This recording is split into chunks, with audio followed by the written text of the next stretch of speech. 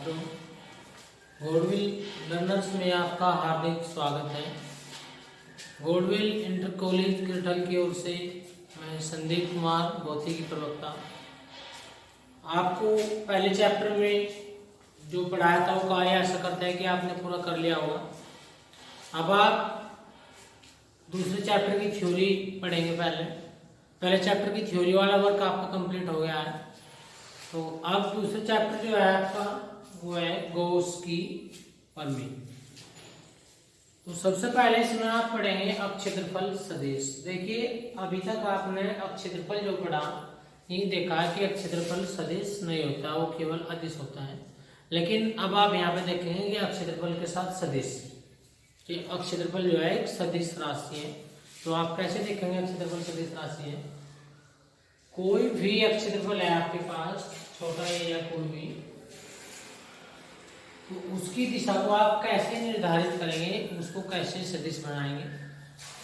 उसके पृष्ठ के तल के लंबवत, जो उसके पृष्ठ के तल के लंबवत जो होता है, मान लीजिए इसका पृष्ठ है और उसके लंबवत जो आपके पास ये अभिलंब कहलाता है, जो कि यह है उसका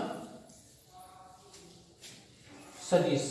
अक्षेत्रफल की दिशा कहलाएगी जो कि इसकी सदिश है। तो इस प्रकार से आप यहाँ पे ज्ञात कर सकते हैं किसी भी अक्षेत्रफल की दिशा जो कि उसके पृष्ठ के तल के लंबवत होती है हमेशा। अब हम यहाँ पे देखेंगे घनकोण। घनकोण क्या होता है? किसी भी गोलीय पृष्ठ के सूक्ष्म खंड द्वारा, कोई भी गोलीय पृष्ठ है उसके सूक्ष्म खंड द्वारा उसके केंद्र पर जो कोण बनता है वो कहलाता है आपका घनकोण। इसे हम ओमेगा से प्रदर्शित करते हैं। जैसे आपके पास ये कोई मान लिया आर की जगह कोई गोलीय पृष्ठ है और जिसका कोई सूक्ष्म पृष्ठ डीए के द्वारा उसके केंद्र पर बना कोण डी ओमेगा है, तब इस डी ओमेगा को आप लिखेंगे डी ओमेगा बराबर D A upon R square, जो कि इसका घनकोण कहलाता है। घनकोण का मात्रक होता है स्टेरेडियन। अब यदि आपके पास डी ए जो आपका क्षेत्रफल सदिश है और जो उसकी एकांक दिशा मतलब यूनिट वेक्टर जो n है आपके पास, तो उसकी एकांक वेक्टर की दिशा है, यदि उन दोनों के बीच थीटा एंगल हो तब आपका घनकोण क्या होगा? तो डी ओमेगा बराबर D A cos theta upon R square. यहाँ पर आपके पास है आर त्रिज्या का कोई गोलीय पृष्ठ है, छोटा सा पार्ट आपने मान लिया, और ये इसके small N unit vector N से डी वेक्टर ए की दिशा थीटा एंगल है। तब आपने इसको इसके अक्षैतिज घटक के साथ कैलकुलेट किया और डी ओमेगा बराबर D A cos theta upon R square. और अब हम देखेंगे यहाँ पे वैद्युत फ्लक्स। वैद्युत फ्लक्स क्या होता है? किसी भी पृष्ठ से गुजरने वाले लंबवत वैद्युत बल रेखाओं की संख्या को हम कहते हैं वैद्युत फ्लक्स। किसी भी कोई भी आपके पास बंद पृष्ठ है उसके लंबवत जो वैद्युत बल रेखाएं उसको गुजर रही है, उन बल रेखाओं की संख्या को कहेंगे हम यहाँ पर वैद्युत फ्लक्स। वैद्युत फ्लक्स क्या होता है? देखिए, वैद्युत अक्षेत्र में स्थित किसी काल्पनिक पृष्ठ से संबद्ध वैद्युत फ्लक्स उस पृष्ठ से होकर गुजरने वाली वैद्युत बल रेखाओं की संख्या को वैद्युत फ्लक्स कहते हैं। इसे फाई ई से प्रदर्शित करते हैं। मान लिया आपके पास कोई पृष्ठ है एस, जो कि वैद्युत क्षेत्र वेक्टर ई में रखा है जिसकी दिशा इधर को है, उससे गुजरने वाली वैद्युत बल रेखाओं की संख्या को ही हम कहेंगे यहाँ पर वैद्युत फ्लक्स।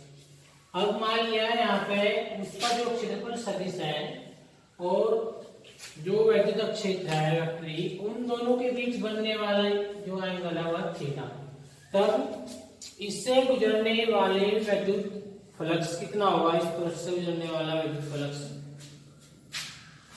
डी फाई ई बराबर अल्पांश अक्षेत्रफल डी ए से गुजरने वाला विद्युत फ्लक्स डी फाई बराबर ई इंटू डी।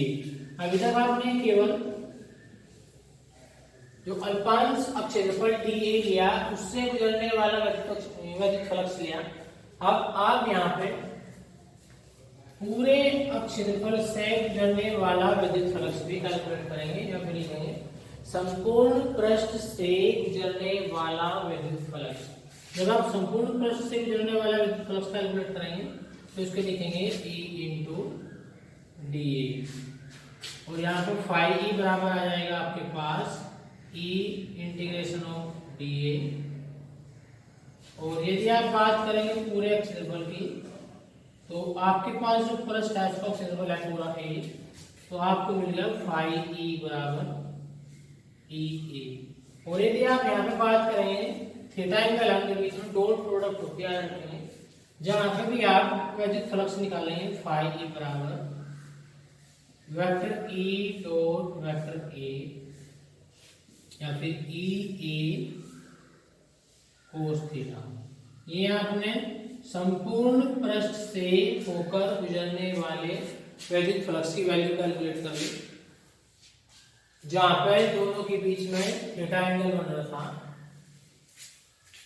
अब इसके लिए आपको कंडीशन होगी कि थीटा का मान यहाँ है। यदि फर्स्ट कंडीशन क्या होगी,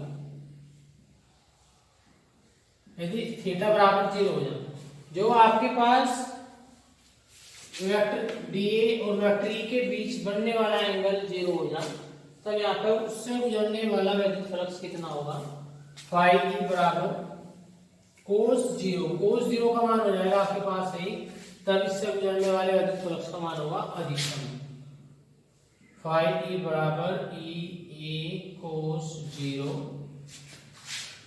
और कोस 0 का मान 1 हो जाएगा और इससे गुजरने वाले विद्युत फ्लक्स का मान अधिकतम हो जाएगा, जो कि आपके पास पृष्ठ से गुजरने वाले विद्युत फ्लक्स का मान प्राप्त होगा।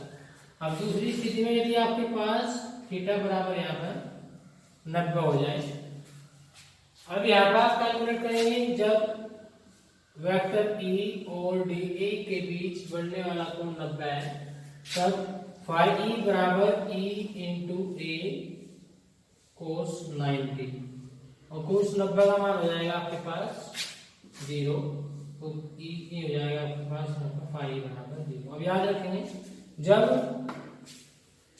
थीटा का मान 0 होगा तब उससे गुजरने वाले वैद्युत फ्लक्स का मान अधिकतम होगा, और जब थीटा का मान 90 होगा तब उससे गुजरने वाले वैद्युत फ्लक्स का मान यहाँ पे न्यूनतम होगा, मतलब 0 होगा। अब हम यहाँ पे देखेंगे वैद्युत फ्लक्स का मात्रक और वैद्युत फ्लक्स की विमा। देखिए वैद्युत फ्लक्स का मात्रक आप कैसे कैलकुलेट करेंगे, थोड़ा ध्यान से देख लेंगे। अभी आपने वैद्युत फ्लक्स का जो फॉर्मूला देखा और लिख लिया आपके पास फाई ई बराबर ई इंटू ए। यहाँ पे ई का मात्रक होता है आपके पास न्यूटन पर कूलम और ए का मात्रक होता है जो क्षेत्रफल है मीटर स्क्वायर, तो न्यूटन मीटर स्क्वायर पर कूलम इसका आपके पास मात्रक निकल गया इस तरीके से। या फिर आप यहाँ पे ई का जो दूसरा मात्रक होता है आपके पास वोल्ट पर मीटर भी होता है, जो विद्युत क्षेत्र की तीव्रता है उसका दूसरा मात्रक वोल्ट पर मीटर, और ये हो गया आपके पास मीटर स्क्वायर, इससे ही कट गया, तो उसका दूसरा मात्रक आपके पास निकल गया वोल्ट मीटर। दो मात्रक आ गए आपके पास, एक वोल्ट पर मीटर और एक वोल्ट मीटर। अब आप यहाँ पे बात करेंगे इसके विमेय सूत्र की। विमेय सूत्र आप कैसे कैलकुलेट करेंगे, देखेंगे विद्युत फ्लक्स का विमेय सूत्र। अब उसके लिए आपको विमेय सूत्र के लिए फॉर्मूला आपके पास ये है, फाई ई का विमेय सूत्र निकालने के लिए आप यहाँ पे ई का विमेय सूत्र लिखेंगे और फिर ए का विमेय सूत्र। E के विमीय सूत्र के लिए आपके पास E बराबर फॉर्मूला होता है F/Q, F/Q into A। अब यहाँ पे आप इन सबका अलग अलग विमीय सूत्र लिखेंगे और इन सबको कैलकुलेट करने के बाद आपको वैल्यू प्राप्त हो जाएगी फाई E का विमीय सूत्र। जो बल है, बल का विमीय सूत्र आपने पढ़ लिया पहले, Ml T⁻²। Q बराबर IT, वहां से आपके पास आवेश का विमीय सूत्र A × T, और A है आपके पास अक्ष क्षेत्रफल, जिसका विमीय सूत्र होगा यहाँ पे L⁻²। अब इसको कैलकुलेट कर लेंगे आप, Ml⁻3 T⁻³ और इंटू A⁻⁻1, जो आपको प्राप्त हो गया वैद्युत फ्लक्स का विमीय सूत्र। ये ध्यान से सुन लेंगे आप, कैसे कैसे कैलकुलेट किया आपने इन दोनों का वैद्युत फ्लक्स का सूत्र जो आपके पास था, वहां से आपने मात्रक कैसे कैसे निकाला। आपके पास दो मात्रक निकल गए इसके, पहले न्यूटन पर कूलाम E का एक मात्रक आपके पास था और A का मीटर स्क्वायर, यहाँ से आपके पास प्राप्त हुआ न्यूटन मीटर स्क्वायर पर कूलाम। दूसरा मात्रक था आपके पास वैद्युत फ्लक्स का वोल्ट पर मीटर और A का मात्रक मीटर स्क्वायर, तो यहाँ से आपको प्राप्त होगा वोल्ट मीटर। अब यदि आप विमीय सूत्र की बात करेंगे तो विमीय सूत्र के लिए बिल्कुल सिंपल आपने फॉर्मूला लिखा और उसके बाद E बराबर आपने F/Q पहले पढ़ लिया, तो यहाँ से बल का विमीय सूत्र और Q का विमीय सूत्र और यहाँ आपके पास A का विमीय सूत्र, और इसको कैलकुलेट करने के बाद आपको मिल गया फाई E का विमीय सूत्र। तो प्यारे बच्चों, अभी तक आपको जो कार्य बताया गया वो सब कंप्लीट कर लेंगे, आप अच्छे से समझेंगे और करेंगे इसको, और अपने चैनल को अधिक से अधिक सब्सक्राइब करेंगे, लाइक करेंगे और बेल आइकन को दबाएंगे ताकि आपको अगली वीडियो की नोटिफिकेशन मिल जाए। धन्यवाद।